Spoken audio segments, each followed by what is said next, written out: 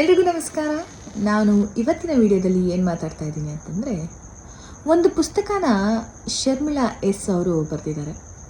Sharmila S ಅಂತಂದರೆ ನನಗೆ ತುಂಬ ಇಷ್ಟ, ಏಕೆಂದರೆ ಅವರು ನನ್ನ ಕಾಲೇಜ್ ಸೀನಿಯರ್ ಆಗಿದ್ದರು.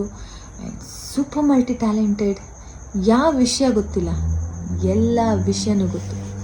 ನಾಟಕದ ಬಗ್ಗೆ, ಓದಿನ ಬಗ್ಗೆ, ಕೆಲಸದ ಬಗ್ಗೆ, ಪ್ರತಿಯೊಂದು ಶಿ ಈಸ್ ಅಮೇಝಿಂಗ್. ಸೊ ಅವರು ಒಂದು ಪುಸ್ತಕ ಬರೆದಿದ್ದಾರೆ, ಕಾಣೆಯಾದಾಗ ಕಂಡದ್ದು ಅಂತ. ನನಗೆ ಅವರು ತುಂಬ ಚೆನ್ನಾಗಿ ಹಾಡ್ತಾರೆ, ತುಂಬ ಚೆನ್ನಾಗಿ ಡಾನ್ಸ್ ಮಾಡ್ತಾರೆ, ಆ್ಯಕ್ಟಿಂಗ್ ಮಾಡ್ತಾರೆ, ಆ್ಯಂಡ್ ಕೆಲಸದಲ್ಲಿ ಸೂಪರ್ ಪೊಸಿಷನಲ್ಲಿದ್ದಾರೆ, and super mom, amazing wife. ಅಂದರೆ ಈ ಥರ ವಿಷಯಗಳು ಗೊತ್ತಿತ್ತು ನನಗೆ. ರೀಸೆಂಟಾಗಿ ಅವ್ರ ಪ್ರೊಫೈಲಲ್ಲಿ ಅವ್ರ ಪುಸ್ತಕದ ಬಗ್ಗೆ ನೋಡಿದಾಗ I'm like, oh my God, ಇಷ್ಟೊಂದು ಟ್ಯಾಲೆಂಟಾ ಅಂತ ಅನ್ನಿಸ್ತು. ಅಂದರೆ ಒಂದು ಬಂಚ್ ಆಫ್ ಟ್ಯಾಲೆಂಟ್ ಗೊತ್ತಿತ್ತಲ್ಲ, ಇದು ಎಕ್ಸ್ಟ್ರಾ. ಆಫ್ಕೋರ್ಸ್ ಒಂದು ಪುಸ್ತಕ ಬರೀತಾರೆ ಅಂತಂದರೆ ಅದು ನೀರು ಕುಡಿದಷ್ಟು ಅಥವಾ ಹಾಲು ಕುಡಿದಷ್ಟು ಅಥವಾ ನಾವು ಮಾತಾಡಿದಷ್ಟಂತೂ ಈಸಿ ಅಲ್ವೇ ಅಲ್ಲ. ಆ ಪದಗಳ ಜೋಡಣೆ ಆಗಿರ್ಬೋದು, ಪದ ಏನೋ ಒಂದು ಬರಿತೀವಿ ಅಂದರೆ ಅದರಲ್ಲಿ ಅರ್ಥ ಇರಬೇಕಲ್ಲ. ಎಷ್ಟೆಲ್ಲ ಇದೆ ಒಂದು ಪುಸ್ತಕ ಬರೆಯೋದ್ರಲ್ಲಿ. ಸೊ ಅವರೇ ಒಂದು ಪುಸ್ತಕ ಬರೆದಿದ್ದಾರೆ ಅಂತ ಗೊತ್ತಾದಾಗ ಸೋ ಹ್ಯಾಪಿ. ಶರ್ಮಿಳಾ ಅಕ್ಕ ಪುಸ್ತಕ ಬರೆದಿದ್ದಾರೆ ಅಂತ ಗೊತ್ತಾದ ತಕ್ಷಣ ನನ್ನ ತಂದೆಗೆ ಹೇಳಿ ಪುಸ್ತಕನ ತರಿಸ್ಕೊಂಡೇ ಬಿಟ್ಟೆ. ಏಕೆಂದರೆ ಅಪ್ಪ ಅಮ್ಮ ಇಬ್ಬರು ಆಸ್ಟ್ರೇಲಿಯಾಗೆ ಬರ್ತಾಯಿದ್ರು, ಅವ್ರ ಕೈಲಿ ತರಿಸ್ಕೊಂಡೆ. ಯಾವ್ಯಾವ ಪುಸ್ತಕ ತಂದಿದ್ದಾರೆ ಏನು ಅಂತ ಎಕ್ಸೈಟಿಂಗಾಗಿ ನೋಡಿದೆ. ಆ್ಯಂಡ್ ಅದರಲ್ಲಿ ಶರ್ಮಿಳಾ ಅಕ್ಕ ಬರೆದಿರೋ ಪುಸ್ತಕನೂ ಇತ್ತು. I am so happy. ಯಾಕೆ ಅಂತಂದರೆ ಲಗೇಜ್ ಎಕ್ಸಸ್ ಆಗಿಬಿಡುತ್ತೆ ಅದು ಇದು ಅನ್ನೋ ಕಾರಣಕ್ಕೆ ಒಂದೆರಡು ಪುಸ್ತಕನ ಇಟ್ಟು ಬಂದಿದ್ರು ನಮ್ಮಪ್ಪ, ಯಾಕೆಂದ್ರೆ ಪೋಸ್ಟಲ್ಲಿ ಕಳಿಸೋಣ ಅನ್ನೋ ಥರ. ಆದರೆ ಈ ಪುಸ್ತಕ ಬಂದಿತ್ತಲ್ಲ, I was very happy. So ಇದು ಬಂದ ತಕ್ಷಣ ಇದನ್ನು ನೋಡಿದ ತಕ್ಷಣ ಓಪನ್ ಮಾಡಿದ್ದೆ ಲೇಖಕಿಯ ಮಾತು. ಲೇಖಕಿಯ ಮಾತು ಏನು ಹೇಳಿದ್ದಾರೆ ಅಂತ ಒಂದು ಕ್ವಿಕ್ಕಾಗಿ ಹೇಳಿಬಿಡ್ತೀನಿ.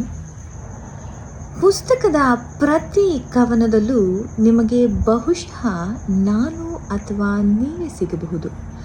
ನಾನು ಯಾರಾಗಿ ಸಿಗ್ತೇನೆ ಅನ್ನೋದಕ್ಕೆ ಸುಳಿವಾಗಿ ನನ್ನ 3 ಕಾವ್ಯನಾಮಗಳು ಕವನದ ಕೊನೆಯಲ್ಲಿವೆ.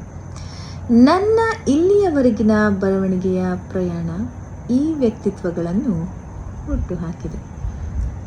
12 ವರ್ಷದ ಹುಡುಗಿಯಾಗಿದ್ದಾಗಿನಿಂದ ಹಿಡಿದು ಈ ಸದ್ಯದ ವಯಸ್ಸಿನವರೆಗೂ ನನ್ನನ್ನು ಬರೆಯಲೇಬೇಕೆಂದು ಒತ್ತಾಯಿಸಿ ಹರಿದು ಬಂದ ಕವನಗಳು ನಿಮ್ಮ ಮುಂದೆ ಸಜ್ಜಾಗಿ ನಿಂತಿವೆ. ಬದುಕಿನ ಎಲ್ಲ ಭಾವುಕ ಸನ್ನಿವೇಶಗಳಿಗೂ ಒಪ್ಪುವ ಒಂದೊಂದು ಕವನ ಇಲ್ಲಿದೆ. ನಿಮ್ಮ ಬದುಕಿನ ಅನೇಕ ಸ್ಥಿತಿಗತಿಗಳಲ್ಲಿ ಬಹಳ ಆತ್ಮೀಯರೊಬ್ಬರು ಕೊಡಬಲ್ಲ ಮುದ ನಿಮ್ಮ ಮನಸ್ಸಿಗೆ ಈ ಪುಸ್ತಕ ನೀಡಿದರೆ ನನ್ನ ಪ್ರಯತ್ನ ಸಾರ್ಥಕ. ಇದು ಲೇಖಕಿಯ ಮಾತಾಗಿತ್ತು.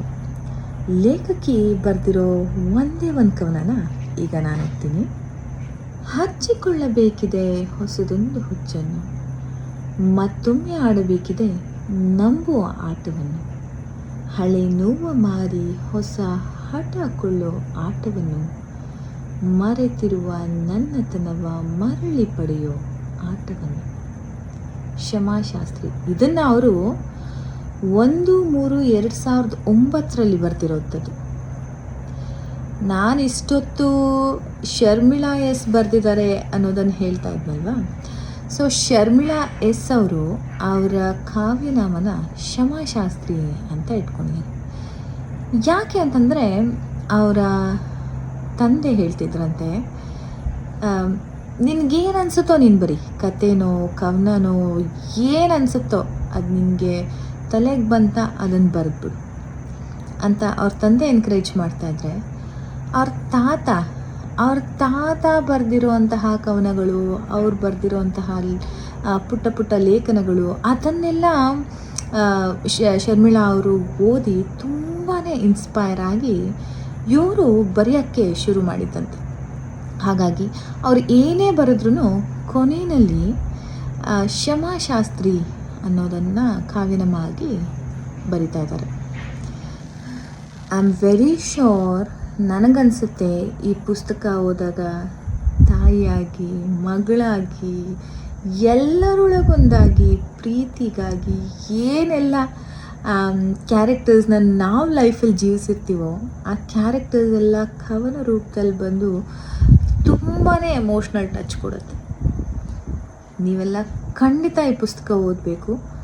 ಪುಸ್ತಕನ ಆನ್ಲೈನಲ್ಲಿ ತೊಗೋಬೋದು, ಅಂಗಡಿಗಳಲ್ಲಿ ತೊಗೋಬೋದು, ಎಲ್ಲರೂ ತೊಗೋಬೋದು. ಆದರೆ ಪುಸ್ತಕನ ಕೊಂಡ್ಕೊಂಡು ಪುಸ್ತಕನ ಓದಿ ರಿವ್ಯೂ ತಿಳಿಸಿ. ಥ್ಯಾಂಕ್ ಯು ಸೋ ಮಚ್ ನೀವೆಲ್ಲ ಈ ವಿಡಿಯೋ ನೋಡಿದ್ದಕ್ಕೆ.